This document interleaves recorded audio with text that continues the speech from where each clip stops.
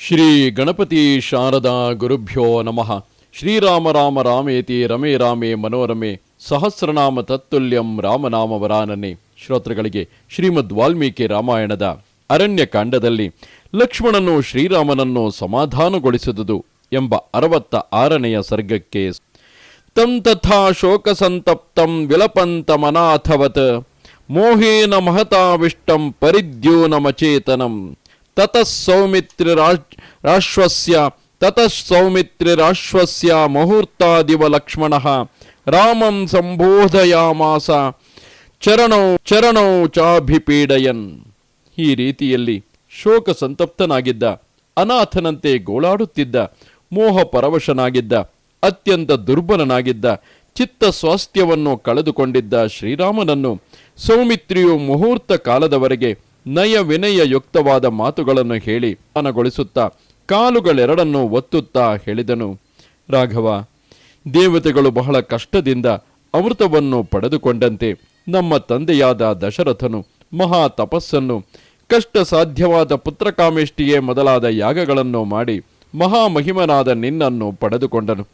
ಭರತನೇ ನಮ್ಮ ಬಳಿಗೆ ಬಂದಾಗ ಹೇಳಿದಂತೆ ನಿನ್ನ ಸೌಶೀಲ್ಯಾದಿ ಗುಣಗಳಿಂದ ಬಂಧಿಸಲ್ಪಟ್ಟಿದ್ದ ನಮ್ಮ ತಂದೆಯು ನಿನ್ನ ವಿಯೋಗವಾದೊಡನೆಯೇ ಅಮರತ್ವವನ್ನು ಹೊಂದಿದನು. ರಾಮಭದ್ರ, ಸಕಲ ಗುಣಪರಿಪೂರ್ಣನಾದ ನೀನೇ ತಾತ್ಕಾಲಿಕವಾಗಿ ಪ್ರಾಪ್ತವಾಗಿರುವ ಸೀತಾ ವಿಯೋಗ ದುಃಖವನ್ನು ಸಹಿಸಿಕೊಳ್ಳದಿದ್ದರೆ ಅಲ್ಪ ಬಲವುಳ್ಳ ಸಾಮಾನ್ಯ ಮನುಷ್ಯನೊಬ್ಬನು ಇಂತಹ ದುಃಖಗಳನ್ನು ಹೇಗೆ ತಾನೇ ಸಹಿಸಿಕೊಳ್ಳುವನು? ಅಣ್ಣ, ಸಮಾಧಾನವನ್ನು ತಂದುಕೋ.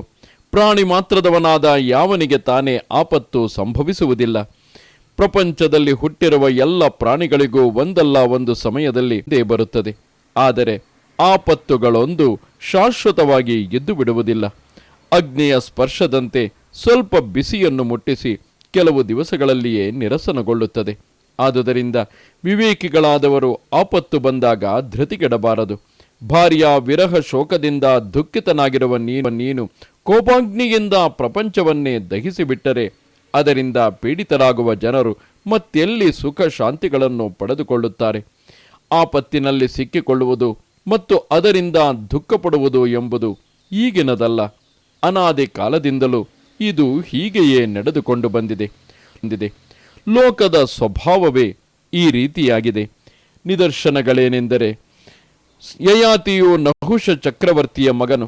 ಅವನು ಈ ಲೋಕದಲ್ಲಿ ವೈಭವದಿಂದ ರಾಜ್ಯವಾಳುತ್ತಿದ್ದು ಸ್ವರ್ಗದಲ್ಲಿಯೂ ಇಂದ್ರನಿಗೆ ಸಮಾನನಾಗಿ ಸುಖ ಭೋಗಗಳನ್ನು ಅನುಭವಿಸಿಕೊಂಡಿದ್ದನು. ಅಂತಹವನಿಗೂ ದುಜ್ಞಾನವು ಆವರಿಸಿತು. ಸ್ವರ್ಗದಿಂದ ಭ್ರಷ್ಟನಾಗಿ ಕೆಳಕ್ಕೆ ಬಿದ್ದನು.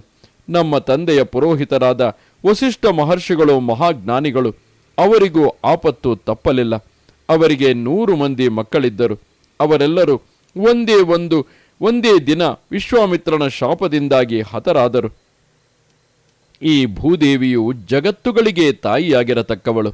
ಸರ್ವ ಲೋಕಗಳಿಂದಲೂ ಸರ್ವಕಾಲಗಳಲ್ಲಿಯೂ ನಮಸ್ಕರಿಸಲ್ಪಡತಕ್ಕವಳು. ಇಂತಹವಳಿಗೂ ಆಪತ್ತೆಂಬುದು ತಪ್ಪಿದ್ದಲ್ಲ.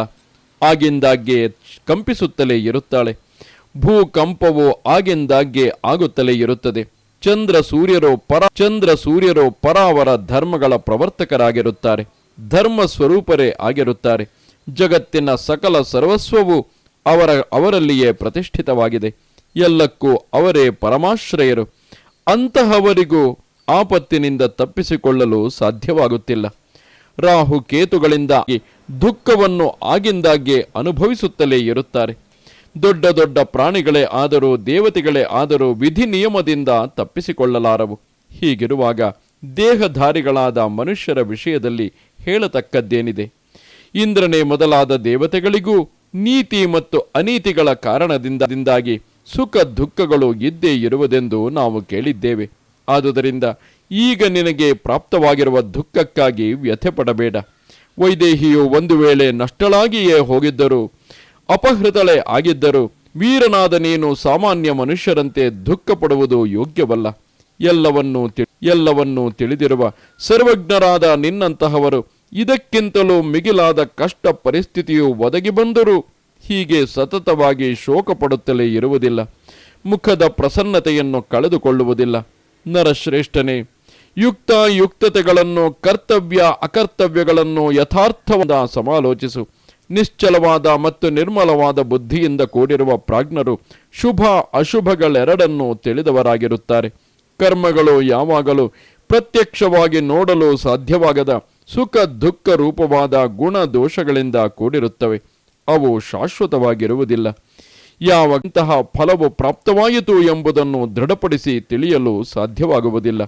ಆದರೆ ಕರ್ಮ ಮಾಡದೆ ಇಷ್ಟ ಫಲವಾಗಲಿ ಅನಿಷ್ಟ ಫಲವಾಗಲಿ ಉಂಟಾಗುವುದಿಲ್ಲ. ಆದುದರಿಂದ ನಾವು ಹಿಂದೆ ಮಾಡಿರುವ ಯಾವುದೋ ದುಷ್ಕರ್ಮದ ಫಲವನ್ನು ಈಗ ಅನುಭವಿಸುತ್ತಿದ್ದೇವೆ. ಹಿಂದೆ ನೀನೇ ನನಗೆ ಈ ವಿಷಯವನ್ನು ಹಲವು ಬಾರಿ ಹೇಳಿರುವೆ. ಅದನ್ನೇ ನಾನೀಗ ನಿನಗೆ ತಿಳಿಸುತ್ತಿದ್ದೇನೆ. ಅಷ್ಟು ಹೊರತಾಗಿ ಸಾಕ್ಷಾತ್ ಬೃಹಸ್ಪತಿಯೂ ಕೂಡ ಸರ್ವಜ್ಞನಾದ ನಿನಗೆ ಉಪದೇಶ ಮಾಡಲು ಸಮರ್ಥನಲ್ಲ.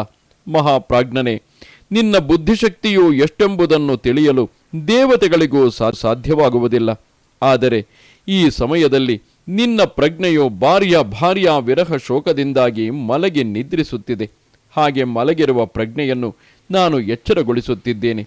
ನಿನ್ನ ದಿವ್ಯವಾದ ಪರಾಕ್ರಮವನ್ನು ಯಾರಲ್ಲಿ ತೋರಬೇಕು, ಮಾನುಷವಾದ ಪರಾಕ್ರಮವನ್ನು ಯಾವನಲ್ಲಿ ತೋರಬೇಕು ಎಂಬುದನ್ನು ಪರಿಶೀಲಿಸಿ ಯಾರು ನಿಜವಾಗಿ ಶತ್ರುಗಳಾಗಿದ್ದಾರೆಯೋ ಅವರನ್ನು ಸಂಹರಿಸಲು ಪ್ರಯತ್ನಿಸು. ಅಣ್ಣ, ಪ್ರಪಂಚದಲ್ಲಿರುವ ಸಕಲ ಪ್ರಾಣಿಗಳನ್ನು ವಿನಾಶ ಮಾಡುವುದರಿಂದ ನಿನಗಾಗುವ ಲಾಭವಾದರೂ ಏನು? ಸೀತೆಯನ್ನು ಅಪಹರಿಸಿರುವ ಪಾಪಿಷ್ಠನಾದ ಆ ಶತ್ರುವು ಯಾರೆಂಬುದನ್ನು ತಿಳಿದು ಅವನನ್ನು ಸಂಹರಿಸುವುದು ಯೋಗ್ಯವಾಗಿದೆ. ಹೀಗೆ ಇಲ್ಲಿ ಲಕ್ಷ್ಮಣನು ಶ್ರೀರಾಮನಿಗೆ ಸಮಾಧಾನವನ್ನು ಹೇಳುತ್ತಿರುವನೋ ಆ ಸಮಾಧಾನವನ್ನು ನಮ್ಮೊಳಗೂ ಕಂಡುಕೊಳ್ಳಬೇಕಲ್ಲವೇ? ಎಷ್ಟೋ ಬಾರಿ ಕೋಪಗೊಂಡಾಗ ಇಡೀ ಲೋಕವನ್ನೇ ನಾಶ ಮಾಡಬೇಕೆಂಬಂತಹ ಕ್ರೋಧ ಉಂಟಾಗುತ್ತದೆ.